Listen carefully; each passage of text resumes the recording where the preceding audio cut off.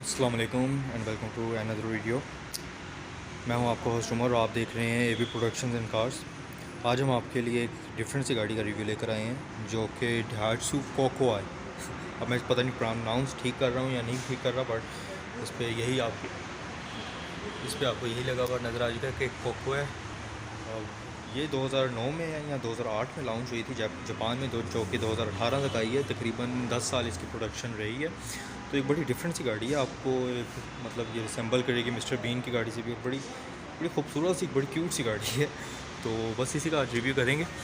तो अगर आप फ्रंट लुक इसका देख लिया जाए, आपको 360 भी बाद में दूंगा, पहले आप इसका फ्रंट देख लें। फ्रंट में आपको एक लैंप मिल जाती है जिसके साइड में आपको एक राउंड सी और बहुत बड़ी है, तकरीबन देख लें मेरे हाथ जितनी इसकी हेडलैम्प है, जो कि काफ़ी प्यारी लग रही है। और नीचे देख लिया जाए तो इसमें भी आपको राउंड शेप की फॉग लैंप की जगह दी हुई है, लेकिन लगी हुई नहीं है। गाड़ी में आपको तकरीबन 2 तरह का एक्सटीरियर इसका 2 टोन मिल जाएगा, वाइट और ये जो स्काई ब्लू टाइप है, ठीक है। तो नीचे बम्पर आप इसका देख सकते हैं कि बम्पर में आपको काफ़ी चौड़ी सी नीचे ग्रिल दी हुई है। गाड़ी में एक लिप सा दिया हुआ है जो कि प्यारा लग रहा है, पर्ल वाइट का। देख सकते हैं इसका फ्रंट कुछ इस तरह से।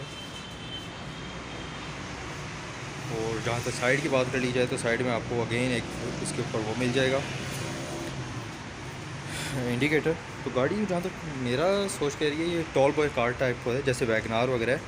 काफ़ी इसकी हाइट है और बड़ी अंदर से बैठ के ना बड़ी खुली गाड़ी होगी। मैं अंदर से बैठ के भी आपको दिखाऊंगा। बैक की अगर बात कर ली जाए तो बैक की हेडलैम्प आप देख सकते हैं, यहाँ से आपको दिखा देता हूँ। बैक लैंप आप देख सकते हैं, राउंड शेप में आपको बैक लैंप में मिल जाएगी। नीचे बम्पर में आपको अगेन एक वाइट कलर की स्ट्रिप जाती हुई नज़र आ जाएगी। बैक में आपको किसी कलर का कोई रिफ्लेक्टर नहीं मिलता। आपको यहाँ पे इसका बैक व्यू मिरर मिल जाएगा डाइट्सू के बिल्कुल नीचे, जो कि बड़ी ऑकवर्ड सी पोजीशन में है, वरना आमतौर पे यहाँ पे होता है, लेकिन वहाँ पे अंदर ही company fitted. Again wiper back, यहाँ पे आपको इसकी बैक लैम्प मिल जाती है। और जहाँ तक इसके रूफ़ की बात कर ली जाए तो रूफ़ में आपको प्लेन नहीं मिलता, लाइंस मिल जाती हैं, जो कि जापानीज़ गाड़ी में होता है। इसकी बूट स्पेस भी आपको यहाँ से दिखा देते हैं, बाद में इसका आपको एक 360 व्यू दूँगा। हाँ, तो जैसा कि मैंने आपको पहले ही बताया था कि मुझे लग रहा था गाड़ी काफ़ी खुली है, तो ऐसे ही है। बाकी जैसी जापानीज़ गाड़ियाँ होती हैं वो अंदर से काफ़ी तंग होती हैं, लेकिन इसका ये सीन आपको नज़र नहीं आएगा। आप देख सकते हैं यहाँ पे तकरीबन आप काफ़ी स्पेस है यार, इसमें आप अपनी अच्छा लगेज कैरी कर सकते हैं, आप देख सकते हैं। और गाड़ी में देख ले रहा हूँ तो स्टपनी नहीं है, और मतलब काफ़ी आप अपना लगेज इसमें कैरी कर सकते हैं। और इसका 360 व्यू आपको दे देता हूँ एक बार, फिर आप देख लीजिएगा। ये जो मिरर है ये काफ़ी इंटरेस्टिंग है, इसकी वजह से गाड़ी काफ़ी चौड़ी और काफ़ी खुली लग रही है। एक ये आपको हैचबैक भी नज़र आ जाएगी, और इस तरह आप देखेंगे तो ये आपको जैसे कहते हैं हरफ आम में डब्बा, आपको वो भी लगेगी। जैसे आपको वो सुजुकी कैवरी है उस टाइप की शेप देगी, लेकिन आप देख सकते हैं जैसे ये साथ कल्टस खड़ी हुई है, कल्टस के साथ की गाड़ी है। बट आपको यहाँ से अगर दिखाऊँ तो ये आपको लगेगी जैसे कोई बॉक्स टाइप है, जैसे होंडा का भी है। तो गाड़ी में कीलेस एंट्री है। गाड़ी के डोर्स भी आपको काफ़ी वाइड मिलेंगे, जो कि इस मतलब बैठते और उतरते काफ़ी आपको कंफर्टेबल रहेगा। हाँ, तो गाड़ी में बैठते सार आपको जो फील आती है वो एक काफ़ी खुली है। आप देख सकते हैं कि गाड़ी में सोफ़ा सीट्स हैं। गाड़ी में बहुत आप एक रिलैक्स पोजीशन में बैठ सकते हैं। और अगर इसके डोर्स को देख लिया जाए तो इसमें आपको 2 टोन मिल जाता है, इसमें भी किसी किस्म का कोई फैब्रिक यूज़ नहीं हुआ। और आपको ऑटो मिरर एक रिट्रैक्टेबल, और यहाँ पे मिरर्स का कंट्रोल आपको मिल जाता है। इंटीरियर भी इसका काफ़ी खूबसूरत है, और क्वालिटी भी बीइंग अ जापानीज़ कार बहुत बेहतर है। और यहाँ पे आपको इसका एक और, ये गाड़ी भी इको आइडल है, आपको इको आइडल का मिल जाएगा। हेडलैम्प एडजस्ट कर सकते हैं।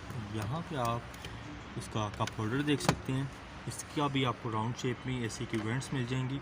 जहाँ तक इसके डैशबोर्ड की बात है तो डैशबोर्ड इसका बहुत बेहतर और बहुत ज़्यादा सॉलिड पोजीशन में आपको मिल जाता है। यहाँ पे इसके सेंटर में भी आपको राउंड शेप में मिलेंगे, जो कि बहुत प्यारी लग रही है, क्यूट सी गाड़ी है। ये देख सकते हैं, एक छोटी सी आप इसमें कोई बुक वगैरह कैरी कर सकते हैं, कुछ ज़्यादा तो नहीं। और यहाँ नीचे वाले स्टोरेज कंपार्टमेंट इसका काफ़ी है, मतलब इसमें आप अपनी काफ़ी स्पेस काफ़ी कुछ रख सकते हैं, छोटी मोटी चीज़ें। और यहाँ पे भी आप अपने कुछ इतना ख़ास कप होल्डर वगैरह नहीं है, यहाँ पे आप अपने छोटे मोटे पेपर्स कार्ड वगैरह रख सकते हैं। और जहाँ तक ये बात है, यहाँ पे आपको कप होल्डर मिल जाते हैं। गाड़ी में आप मुझे 2 एयर बैग्स नज़र आ रहे हैं जो स्टैंडर्ड होते हैं जापानीज़ गाड़ियों में। और अगर उसकी बात कर लीजिए स्पीडोमीटर की, तो यहाँ पे आपको लेफ़्ट साइड में आपको इसका RPM, सेंटर में आपको 140 का इसका स्पीडोमीटर मिल जाता है और फ्यूल गेज भी इसकी एनालॉग है। ठीक हो गया। और आपको दोनों साइड पे, on the left on the right, आपको दोनों साइड्स पे आपको डिजिटल की छोटी छोटी स्क्रीन्स भी दी हुई हैं। और यहाँ पे आपको इसका क्लाइमेट कंट्रोल मिल जाता है जो कि काफ़ी अच्छी पोजीशन में, यहाँ पे नहीं है, यहाँ पे गेयर के साथ ही है। गेयर की पोजीशन भी काफ़ी अच्छी है। और जहाँ तक इसकी सिटिंग पोजीशन की बात है तो आप देख सकते हैं बहुत ही रिलैक्स है। जैसा दरवाज़ा बंद करके आपको इसकी कैबिन नॉइस भी इसमें कोई नहीं है। जापानीज़ गाड़ी में तो वैसे भी नहीं होती, लेकिन काफ़ी साइलेंट सी गाड़ी, काफ़ी कंफर्टेबल सी गाड़ी है यार। मतलब सोफ़ा सीट्स हैं, आप खुले डुले होकर इसमें आराम से बैठ सकते हैं। और स्टीयरिंग पे आपको किसी किस्म का कोई कंट्रोल वगैरह नहीं नज़र आ रहा है। एक प्लेन सा इसका स्टीयरिंग है, जैसे बाहर से गाड़ी 2 टोन है, अंदर से भी 2 टोन है। यहाँ पे आपको इसका अगेन बैच नज़र आ जाएगा, कोकोआ पता नहीं क्या है इसको प्रोनाउंस करने। तो अंदर से भी गाड़ी यार काफ़ी खूबसूरत है।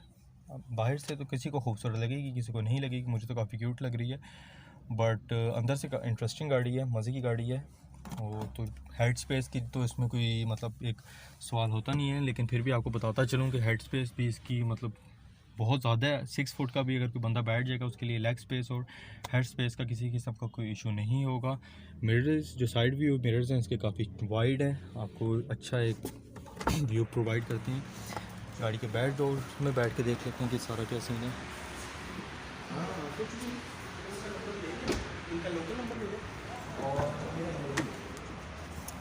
हाँ जी, तो अब आप आ गए हैं इसके बैक डोर्स पे। बैक डोर में आपको यहाँ पे काफ़ी स्पेस मिल जाती है, जैसा कि आपको अगली डोर्स में नहीं मिलती। यहाँ पे आप अपना कप वगैरह रख सकते हैं।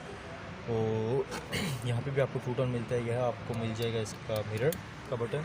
और यहाँ तक इसके सेंटर को आपको दिखा लूँ तो बीच में ये फ्लोर बेड इसका फ्लैट नहीं है, जिसकी वजह से तकरीबन 5 बंदे तो बैठ सकते हैं, क्योंकि चौड़ी सीट है। लेकिन डिफ़िकल्ट होगा, थोड़ा कॉम्प्रोमाइज़ करके बैठना पड़ेगा। यहाँ पर इसका एक हैंग मिल जाता है, जहाँ पे आप अपना कोट वगैरह हैंग कर सकते हैं। यहाँ पे आपको कोई इसका कप होल्डर वगैरह नहीं मिलेगा, क्योंकि आपको साइड में दिए हुए हैं। और जहाँ तक इसकी बैक सीट की पोजीशन की बात है, सेटिंग वगैरह की, तो काफ़ी बेहतर है और काफ़ी कंफर्टेबल है। और इको आइडल होने की वजह से ये आपको गाड़ी फ्यूल एवरेज भी बहुत अच्छी देगी। लेकिन जो इसका मुझे एक नेगेटिव पॉइंट नज़र आ रहा है वो ये आ रहा है कि इसके आपको पार्ट्स की अवेलेबिलिटी में थोड़ा इशू होगा, क्योंकि ये गाड़ी इसकी आपको थोड़ा डिफ़िकल्ट होगा, क्योंकि ये गाड़ी आपको कोई इतनी आम इसकी आपको नज़र नहीं आएगी। रोड प्रेजेंस ये मैं भी पहली बार ही देख रहा हूँ, यहाँ पे मीर जापान मोटर्स में खड़ी हुई है, उसका आपको थोड़ा डिफ़िकल्ट हो सकता है। लेकिन ऑल टुगेदर गाड़ी काफ़ी खूबसूरत है।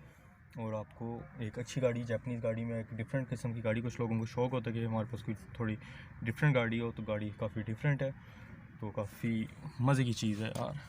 तो बस ये था आज का रिव्यू, उम्मीद करते हैं आपको पसंद आया होगा। चैनल को अगर सब्सक्राइब नहीं किया तो प्लीज़ सब्सक्राइब कर दें और बेल का आइकन को दबा दें, ताकि हर नया वीडियो आपको टाइम में मिलती रहे। दुआओं में याद रखिएगा। अल्लाह।